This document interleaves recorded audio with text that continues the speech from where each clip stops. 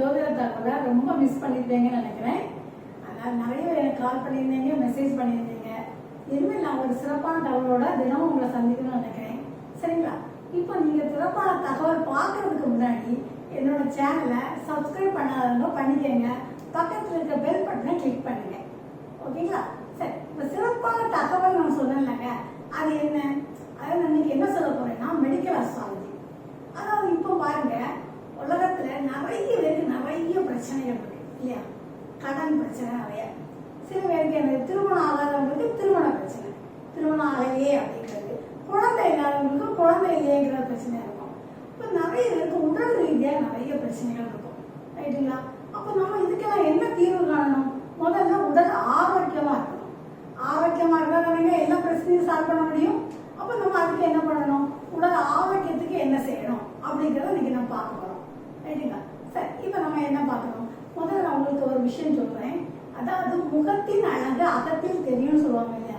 அப்போ ஒரு பெண்களுக்கு உடம்புல யூட்ரஸ் நல்லா இருந்தாதான் அவங்க முகமே பிரைட் ஆகும். இதே ஆண்கள் எடுத்துட்டீங்கன்னா அவங்களுக்கு கிட்னி நல்லா இருந்தாதாங்க அவங்க முகம் பிரைட் ஆகும். அப்போ நம்ம உடல்ல வந்து நம்ம ஃபேஸ்ல நீங்க என்ன ஃபேஷியல் பண்றீங்க அதெல்லாம் இல்லை. ரைட்டுங்களா? உடல் உள் உறுப்புகள் நல்லா இருக்கும். புரியுதா? அதுதான் நம்ம பார்க்குறோம். இன்னைக்கு நம்ம எப்படி நோய், நான் ஃபர்ஸ்ட் நான் உங்களுக்கு சொல்றேன், நம்ம உடம்புல நோய் இருக்கா இல்லையா அதை நம்ம ஃபர்ஸ்ட் பார்க்கணும். ரெண்டாவது, நோயை எப்படி கண்டுபிடிக்கிறது, அப்புறம் அந்த நோய்க்கு என்ன மருந்து கொடுக்கலாம். ஓகே, அப்புறம் அந்த மருந்தை நம்ம எந்த காலகட்டத்தில் சாப்பிடலாம், அப்புறம் இந்த நோயை தீர்க்கிறதுக்கு நம்ம எந்த தெய்வத்தை வழிபட்டா தீரும். இது எல்லாமே நான் கரெக்டாக உங்களுக்கு வரிசையா சொல்லிட்டு வரேன். இங்க என்னோட வீடியோவை ஃபுல்லா பாருங்க, ஸ்கிப் பண்ணாம பார்த்தீங்கன்னா உங்களுக்கு ரொம்ப யூஸ்ஃபுல்லா இருக்கும். நீங்க ஃப்ரெண்ட்ஸுக்கு ஷேர் பண்ணலாம். ஓகே, சரி. இப்போ நோய்ங்கிறது என்ன பாவங்க? இப்போ நம்ம அஸ்ட்ராலஜி ரீதியா பார்க்குறோம். ஒரு ஜாதகத்துல ஒரு லக்னத்துக்கு 6ஆம் பாவம் தான் நோய். அப்போ இப்போ நோய் 6ஆம் பாவம் என்ன சொல்றோம்? ருண ரோக சத்ருஸ்தானம் சொல்றோம். அதுல என்னெல்லாம் இருக்கு? நோய் இருக்கு, கடன் இருக்கு, வழக்கு இருக்கு, உழைப்புங்கிறது இருக்கு. சரிங்களா? இப்போ நம்ம நோயை பத்தி பார்க்குறோம். அப்போ நான் இதை உங்களுக்கு எப்படி சொல்ல போறேன்னா, உங்களுக்கு ஒரு எக்ஸாம்பிள் சொல்லி சொன்னா உங்களுக்கு ஈஸியா புரியும் இல்லையா? அப்போ நான் ஒரு சொல்றேன். இப்போ ஒரு விருச்சிக லக்னம் ஃபார் எக்ஸாம்பிள் எடுக்கிறேன். விருச்சிக லக்னம், அந்த லக்னத்துக்கு 6ஆம் பாவம் என்னங்க? மேஷம். அப்போ மேஷம் பொதுவாகவே விருச்சிக லக்னக்காரங்க யாருக்கும் பாருங்க அவங்களுக்கு ஹெட்டேக் இருந்துட்டு தான் இருக்கும். அது ஏன்? அந்த மேஷ ராசிங்கிறது அவங்களுக்கு 6ஆம் பாவம். அப்போ 6ஆம் பாவங்கிறது என்னதுங்க? கால புருஷனுக்கு அது முதல் இடம், அதான் தலையை பிடிக்கும். அதனால அவங்களுக்கு தலைவலி அதுதான் இருந்துட்டே இருக்கும். ஏன்னா 6ஆம் பாவங்கிறது நோயை பிடிக்குதா? அப்போ அவங்களுக்கு தலைவலி இருந்துகிட்டே தான் இருக்குங்க. ஓகே, சரி. அப்போ நம்ம 6ஆம் பாவம் நடக்கக்கூடிய எல்லாருக்குமே தலைவலி இருக்குமா? அப்படி கிடையாது. 6ஆம் பாவம் திசை நடக்கக்கூடியவங்களுக்கு லக்னத்தோடு தொடர்பு கொண்டாதான் அவங்களுக்கு நோய் வரும். அதனால நமக்கு 6ஆம் பாவம் திசை நடக்குது, நமக்கு ஏதாவது ஒரு நோய் வந்துருமா அப்படிங்கிறத பயப்பட வேண்டாம். புரியுதா? அப்போ 6, 8, 12 இதான் நம்ம நோயை காட்டும். 6ங்கிறது நோய், 8ங்கிறது அவஸ்தை, 12ங்கிறது ஹாஸ்பிட்டல் அட்மிட் ஆகிறது. அப்போ 6ஆம் பாவத்தோட திசை, 8ஆம் பாவத்தோட புத்தி, 12ஆம் பாவத்தோட அந்தரம் வேலை செய்யும் போது ஒருத்தங்க ஹாஸ்பிட்டல் அட்மிட் ஆயிடுவாங்க. இப்போ ஃபார் எக்ஸாம்பிள் ஒரு லேடியா இருக்கு, அவங்களுக்கு பயங்கர வயிறு வலி இருக்கு. டாக்டர் என்ன சொல்றாங்க? யூட்ரஸ் ரிமூவ் பண்ணணும், உங்களுக்கு இது இருக்குன்னு சொல்றாங்க. உடனே நீங்க என்ன பண்றீங்க? அட்மிட் ஆகிடுங்க. ஆனா நம்ம ஜாதக ரீதியா நமக்கு யூட்ரஸ் ரிமூவ் பண்ணணுமா வேண்டாமாங்கிறத நம்ம ஜாதக ரீதியாவே கண்டுபிடிச்சிடலாங்க. அது எப்படி? இப்போ 6, 8, 12 கூடிய தசா புத்தி அந்தரம் நடக்கும்போது இங்க ஹாஸ்பிட்டல் அட்மிட் ஆயிட்டீங்க. ஆனா சனி செவ்வாயோட தொடர்பு இருந்தாலும் அதோட பார்வை இருந்தாலும் உங்களுக்கு ஆப்ரேஷன். அப்ப நீங்களே பண்ணி பார்த்துக்கலாம். நம்ம ஒரு டேப்லெட் மூலமா நம்ம குணமாக்கலாம். சரிங்களா? எப்பவுமே சீக்கிரமா ரிமூவ் பண்ணணும்னு நினைக்கவே செய்யாதீங்க. ஏன்னா இப்போ அப்படிதான் நடக்குது இல்லையா? ஏதோ கொஞ்சம் வலி வந்த உடனே என்ன சொல்லுவாங்க? பித்தப்பை எடுக்கணும்ன்றாங்க, அதனால யூட்ரஸ் எடுக்கணும்ன்றாங்க. நம்மளே நம்ம ஜாதக ரீதியா நம்ம பார்க்கலாம் நமக்கு என்ன நோய் இருக்கு அப்படிங்கிறத. சரி, இப்போ நம்ம விருச்சிக லக்னத்துக்கே வருவோமே.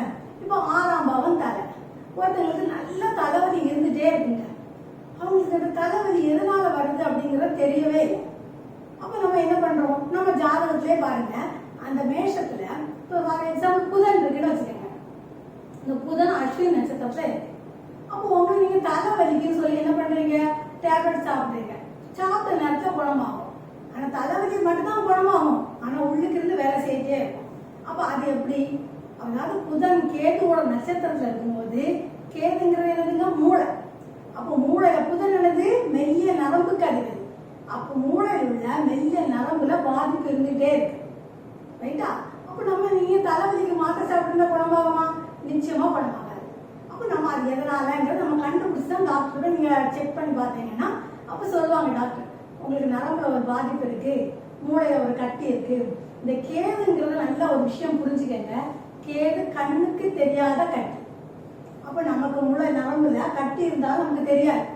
தலைவலிக்குன்னு சொல்லியிருப்போம். உடனே நம்ம தலை ஈரமா இருக்குது அப்படி இப்படி நம்ம நினைக்கிறோம். கண்டிப்பா கிடையாது. அந்த புதன் கேது நட்சத்திரத்துல இருந்தா ஃபார் எக்ஸாம்பிள் புதன் இல்ல, இப்ப சூரியன் இருக்கு கேது நட்சத்திரத்துல இருக்குன்னு வச்சுக்கோங்க. நீங்க மாத்திரை சாப்பிட உங்க உடம்பெல்லாம் அலர்ஜி ஆகும். அப்ப நீங்க என்ன செய்வீங்க? ஏன்னா சூரியன் நெருப்பு கிரகம், அது நெருப்பு ராசி. அப்போ உங்களுக்கு என்ன பண்ணும்? கேதுனால அந்த கட்டி பெருசாகிட்டே இருக்கும், நமக்கு வெளியில தெரியாது. ஓகே, கேதுங்கிறது கேன்சருக்கு அதிபதி. அந்த கேது ஒரு ஜாதகத்துல கெட்டு இருந்தாதான் கேன்சர் வருங்க.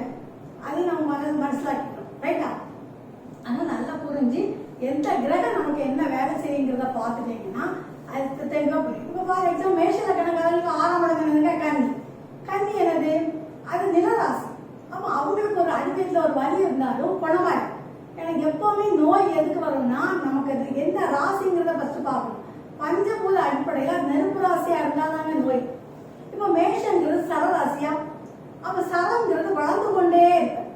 இப்போ உங்களுக்கு பணம் வருதுன்னு வச்சுக்கோங்க, பணம் வந்துகிட்டே இருக்குங்க. கடன் வரட்டு கடன் வளர்ந்துகிட்டே இருக்கும். அப்ப நோய் வந்தா நோயும் வளர்ந்துட்டே தான் இருக்கும். ரைட்டா? நம்ம பணம் வரும்போது நமக்கு ஜாலியா இருக்கும், நோய் வரும்போது ஐயோ வந்துச்சே அப்படின்னு இருக்கும். அதனால நோய் வருதுங்கிறத நீங்க பயப்பட வேண்டாம். 6ஆம் பாவ தசை நடந்தாலும் நோய் வரும்னு நினைக்க வேண்டாம். லக்கணத்தோடு தொடர்பு கொண்டாதான் நோய் வரும். புரியுதா? அப்ப நம்ம என்ன தத்துவங்கிறத பார்க்கணும், அது என்ன ராசிங்கிறத பார்க்கணும்.